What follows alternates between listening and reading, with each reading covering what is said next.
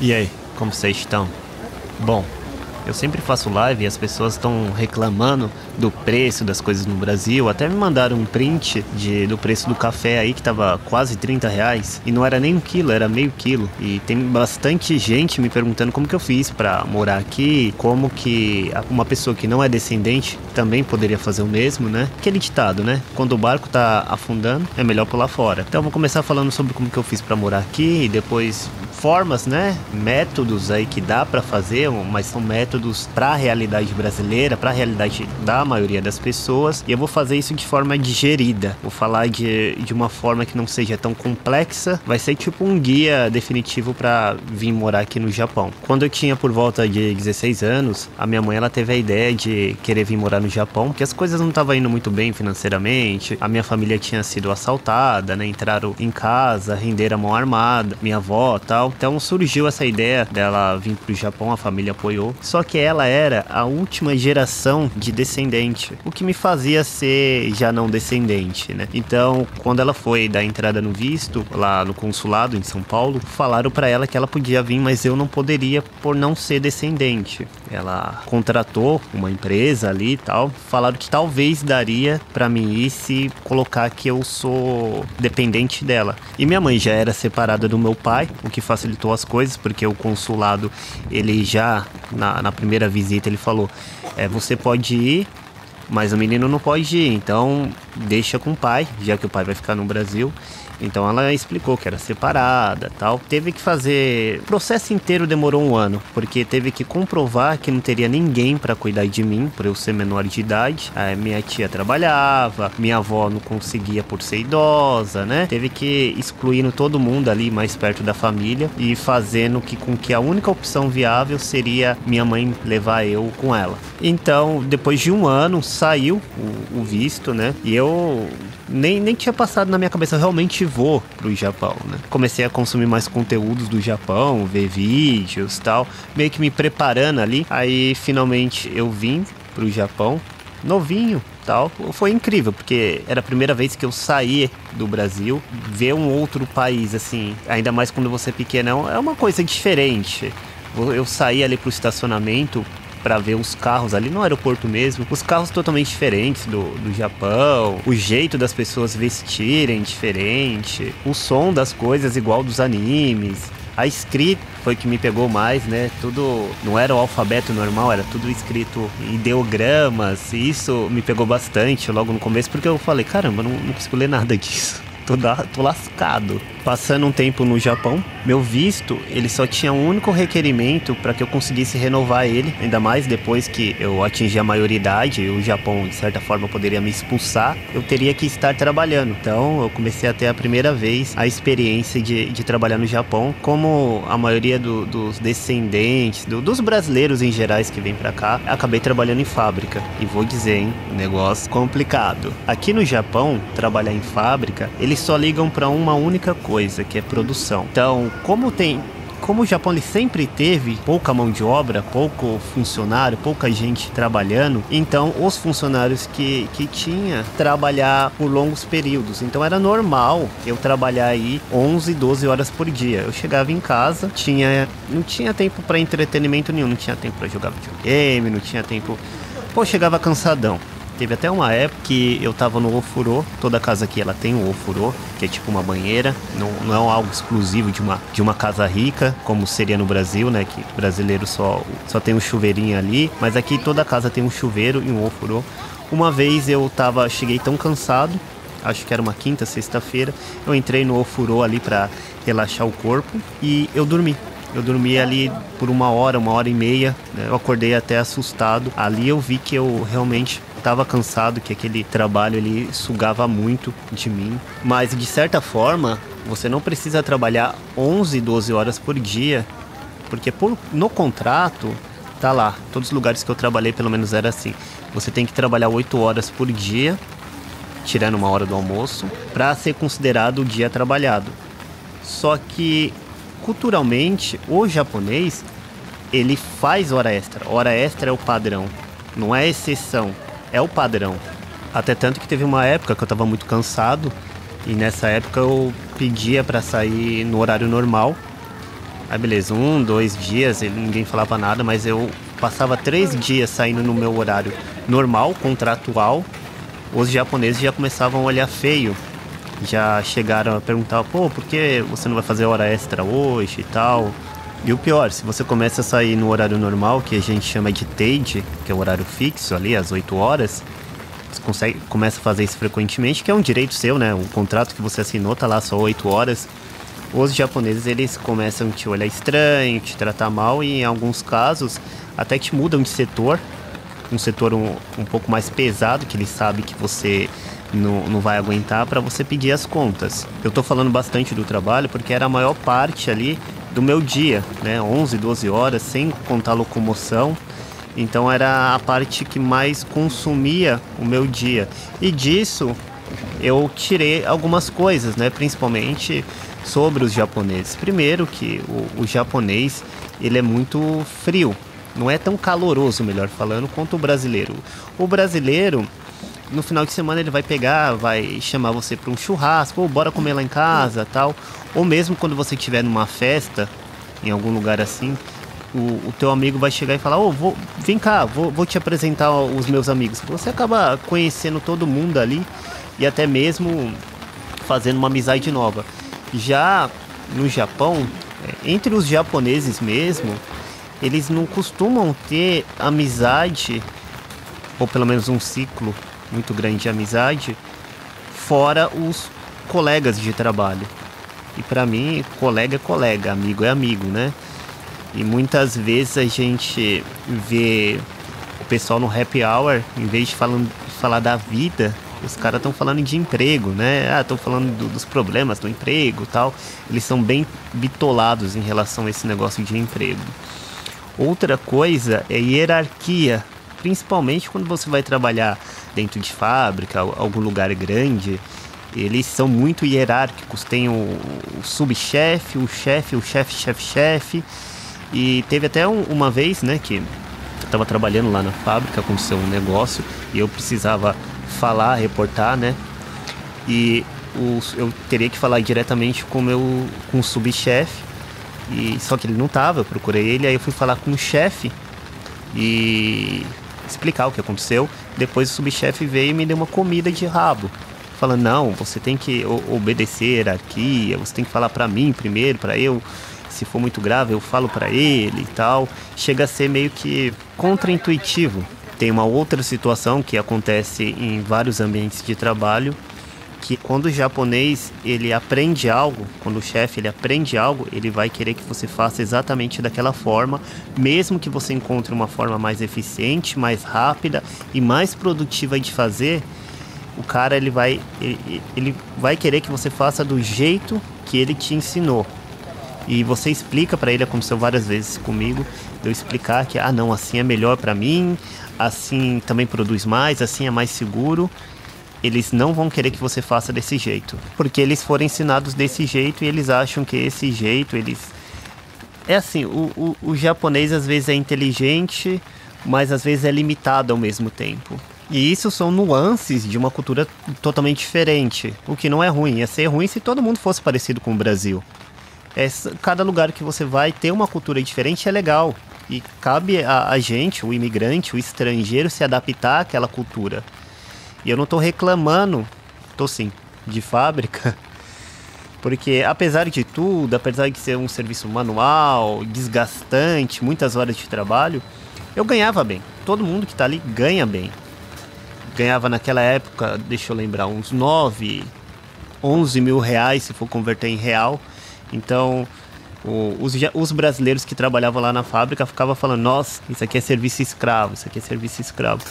E eu achava estranho isso, porque não é serviço escravo, porque a gente estava sendo remunerado e muito bem remunerado por aquilo que a gente estava fazendo. E até conseguir o emprego que eu tô agora, que é o trabalho de home office, eu trabalho em casa, foi muita confiança, foi um caminho muito longo ali, porque quando você fala em trabalhar em casa, você tá tirando o monitoramento ali dos seus chefes, né? Então eles preferem fazer isso com o japonês, preferem colocar o japonês para trabalhar de home office e não um estrangeiro. E tá certo, não tá errado. Então tem muita gente que vem pra cá e fala, eu quero trabalhar de home office. É muito difícil. Você tem que trabalhar fisicamente primeiro, para depois conseguir confiança ali, mostrar serviço, né? Mostrar que você consegue ali trabalhar sem monitoramento, para eles te colocarem para trabalhar de home office, né? Eu já não trabalho mais em fábrica. Agora, como conseguir vir para cá sem ser descendente, sem ter essa sorte que eu tive? Quando eu falo as maneiras, né? Eu falo muito isso quando eu tô fazendo live.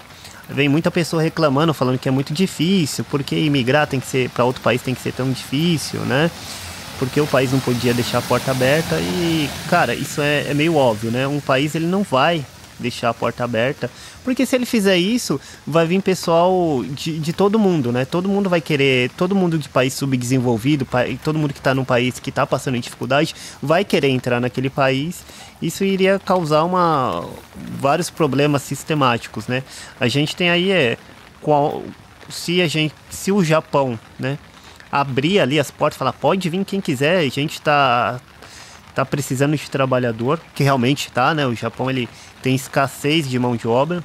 O que iria acontecer se ele abrir, ele ia ter um aumento de competição de emprego, porque agora não iria sobrar emprego, iria faltar, né? Ia ter estagnação e queda de salário. Pô, se tem muita gente aí, vamos pagar menos, porque a gente sabe ali que sempre vai ter gente para trabalhar, não importa se eu não escolher você, né?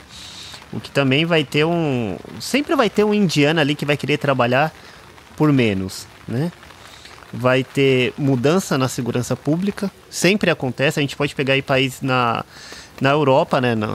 Também nos Estados Unidos, na Europa a gente tem a França aí que está tendo casos de aumento de criminalidade ligado diretamente à imigração. A Alemanha, né, que ele pegou muitos refugiados aí, está tendo um problema muito grande em relação à segurança pública, à criminalidade. A Suécia também, né? A Suécia está acontecendo uns casos bem bizarros lá, que tem lugar que a polícia não consegue entrar porque os imigrantes começam a atacar coisa, né? Tem imigrantes lá que, quando vê de certos países aí do Oriente Médio, que vê a mulher com uma mini saia, que é normal lá na Europa, uma roupa mais assim, né? Eles já gospem no chão, chamam ela de nomes, né? Sendo que não é o país deles, eles querem colocar a cultura deles ali, né? Então, um país que não tem um controle de fluxo migratório, que deixa escancarado assim, não tem padrão nenhum, acontece esse tipo de coisa. Então, se o país ele pode escolher quem entra, por que ele não vai pegar os melhores? Bom, existe 4 formas viáveis de morar no Japão. E quando eu falo formas viáveis, eu quero dizer que são as formas mais plausíveis e fáceis pro brasileiro, né? Para a situação ali do brasileiro. A primeira de todas, que é o que o pessoal mais usa, que é mais garantido, é o intercâmbio ou visto de estudante. Existe uma espécie de brecha ali no visto de estudante, que você pode acabar vindo por intercâmbio e ficando muito tempo ou indefinitivamente, que é você vem para cá como intercambista, você no meio do seu intercâmbio você arranja um emprego e você consegue morar aqui. Aí você me fala, mas eu não posso vir como turista? Não. O visto de turista, ele não pode ser mudado de status de jeito nenhum. O visto de turismo aqui no Japão, se você arranjar um emprego e quiser, não dá. O visto de turismo não tem como mudar o status de jeito nenhum. Então o que o pessoal faz? O pessoal no Brasil pega um intercâmbio, aí tá aqui estudando um pouco, tal, o japonês, que é bem legal, e bate de porta em porta. Às vezes até mesmo a própria escola ajuda a conseguir esse emprego, o que não é difícil, que nem eu falei, o Japão ele tem falta de mão de obra, então vai ser muito bem-vindo a pessoa que quer arranjar emprego, né? Aí ela começa a trabalhar nesse lugar e ela pode ficar até conseguir o visto permanente. Então ela consegue ficar anos e anos e anos. Conheço várias pessoas que já conseguiram vir assim. Já conseguiram não, é quase que 100% certo, só que ela tem que ter ali tem que ter uma vontade ali de fazer todo o processo. E como que é o processo, né? Primeiro, você pode vir por conta, arranjar uma escola de intercâmbio, ou você pegar algumas empresas aí no Brasil. Eu conheço várias, mas não vou citar porque eu não sou pago para fazer propaganda. E o valor do curso, um ano, só o curso ali, né? Tirando a passagem aérea, que você tem que ter... Só precisa comprar passagem de ida, não precisa comprar de volta. O valor da escola, do curso ali, o intercâmbio de um ano, ele gira em torno de R$ 37 mil. Esse valor, quando você pega por uma empresa, que é mais fácil você fazer por uma empresa aí no Brasil que já faz esse sistema de intercâmbio, eles pedem geralmente para você pagar pelo menos 6 meses antes o curso, antes da viagem. Aí depois você pode pagar o 7º, 8º, os meses subsequentes, trabalhando aqui no Japão. Eles pedem, então, que você pague R$ 37 mil de curso. Depois eles pedem os R$ 12 mil de assessoria, documento, né? Então, já aí, você vai ter que desembolsar em torno de 45, 50 mil reais. Esse vai ser o preço para você vir fazer um ano de intercâmbio aqui no Japão. Esses 50 mil, só o valor do curso, junto com a assessoria. Se você vir por você mesmo, você pode tirar esses 12 mil, vai ser bem menos, porque você vai fazer por conta. O que não é tão difícil, mas às vezes pode sobrecarregar muito a pessoa, né? Porque a pessoa vai ter que entrar em contato com a escola, né? A escola vai mandar documentos, tal. Ela não vai ter uma ponte ali que é a escola de intercâmbio para ajudar com tudo, né? Porque a escola de intercâmbio, eles só falam o que você precisa e ele faz a ponte entre você e a escola. E nessas escolas, geralmente, eles colocam vários brasileiros, então sempre vai ter algum brasileiro. Nisso tudo, você vai ter alguns custos aí, são os custos de comida, porque você precisa comer, o peão precisa comer. Você vai ter o custo do apartamento, que na maioria das vezes é compartilhado para ficar mais barato. Esses custos você consegue, como você é um estudante, você consegue fazer 28 horas de trabalho semanais, ou seria mais ou menos 5 horas e meia por dia, de segunda a sexta, você consegue trabalhar. O que eu indico a pessoa trabalhar, mesmo que ela venha com muito dinheiro para cá, eu indico ela trabalhar, porque não vai ficar pesado, que ela vai poder tirar o valor da comida, do apartamento, e também ela vai estar totalmente imersa ali, acordando, falando japonês, indo para a escola falando japonês, no trabalho falando japonês. Como ela vai estar imersa, a chance dela aprender e aprender mais rápido é muito maior. Essas 28 horas semanais você não pode passar mais que isso, senão a imigração ela pode te pegar. Por isso que é um part-time job, ou seria de uma tradução assim para o português, um bico. Mas é interessante a pessoa ela trabalhar bem, porque ela pode ser efetivada ali no bico dela mesmo, e no meio do curso ela pode estar batendo ali de porta em porta. Tem muito restaurante que tá querendo contratar, e ela conseguir contrato definitivo para ela mudar o status do visto dela para visto de trabalho. Aí que pega, ela consegue, o estudante ele consegue mudar o status de visto dele para visto de trabalho e ficar por muito tempo no Japão.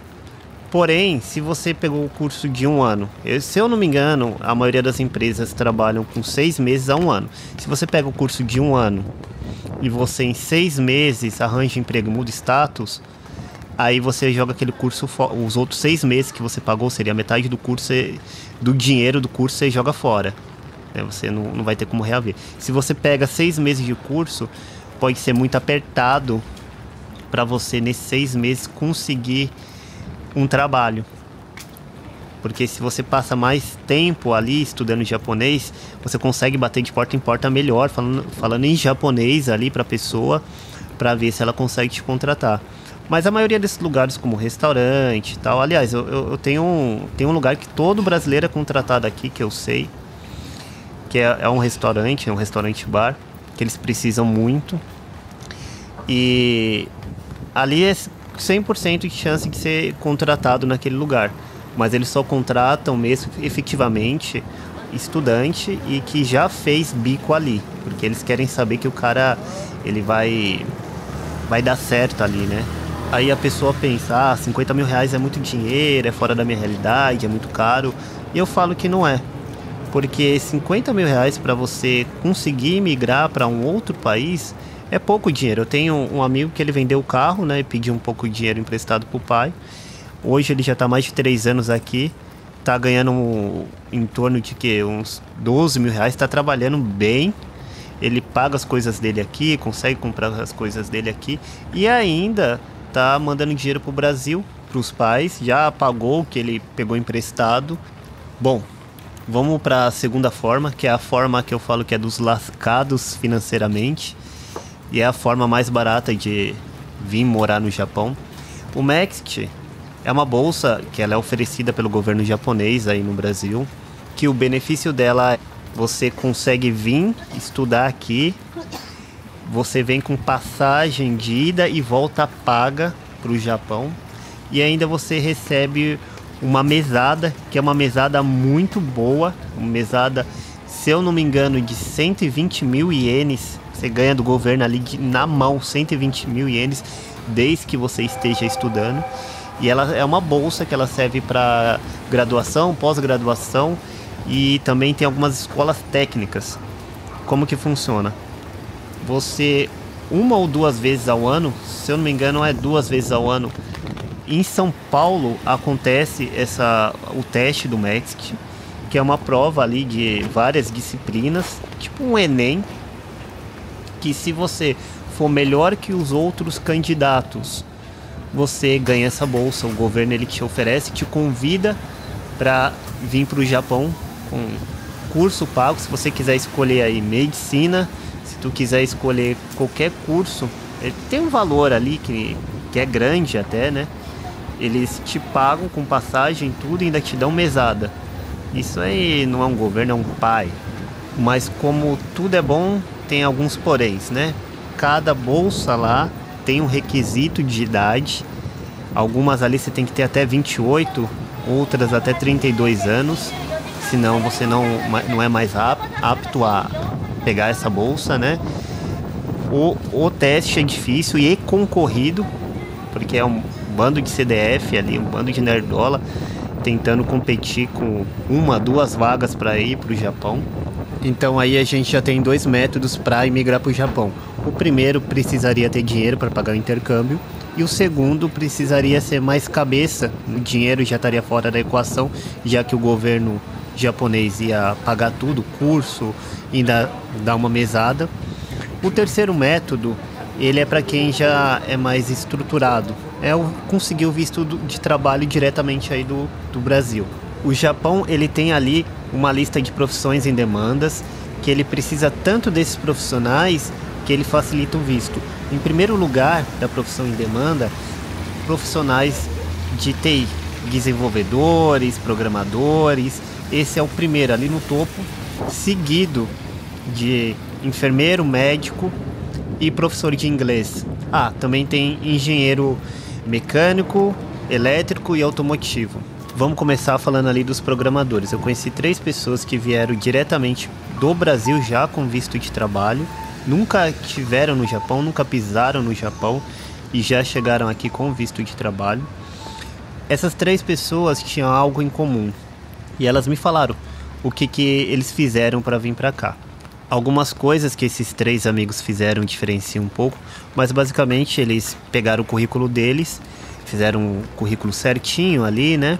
E colocaram em sites japoneses de recrutamento. O que eles me falaram é que se você for um desenvolvedor normal, eles não te pegam e eles olham muito a sua experiência. Eles pegam muito desenvolvedor sênior. Quando a gente fala em desenvolvedor sênior, é 8, 10 anos de experiência. Um deles, inclusive, trabalhou na IBM do Brasil.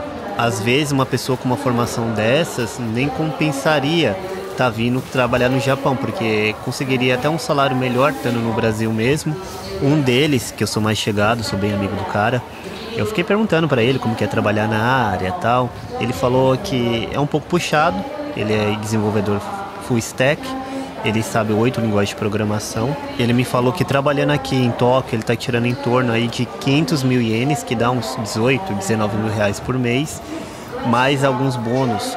Agora as outras categorias que eu falei, né, enfermeiro, médico, engenheiro, já é um pouco mais complicado. Por exemplo, em área da saúde ali, eles exigem que você faça um teste para ver se você consegue exercer a profissão que você exercia no Brasil aqui.